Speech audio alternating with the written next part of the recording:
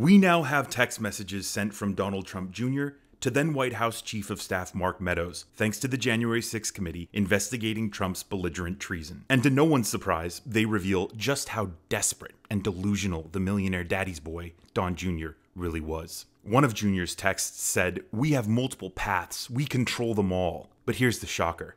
They didn't have a path. They didn't control anything. It's amazing when a shell of a person who has done everything wrong in his life, but has gotten everything anyone has ever wanted, has a message that claims he is in control of everything, but now finds himself being investigated for literally being so out of control that it amounts to treason.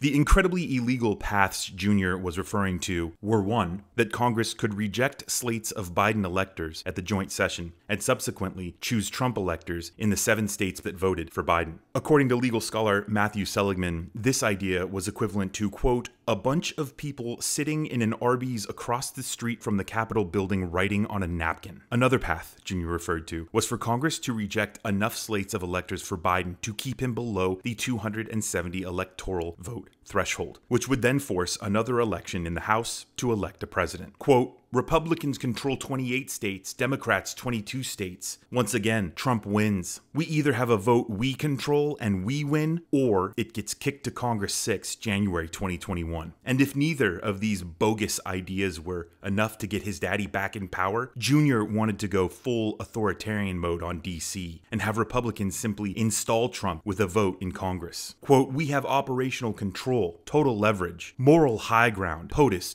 must start second term now." The fact that he thinks his dad can be installed as president of the United States with a unilateral vote by Republicans in Congress reeks of the narcissistic fashion both Trump and Jr. live their lives. And Jr. claiming to have control of anything or moral high ground on anyone is quintessential tragic comedy. Control? They lost the election and have control of almost nothing, as their family's fate is in the hands of the January 6th committee, who has both Republicans and Democrats investigating the Trump family's desperate, treasonous grasp for power. Moral high ground? The committee has the high ground. And Jr., they have your text messages.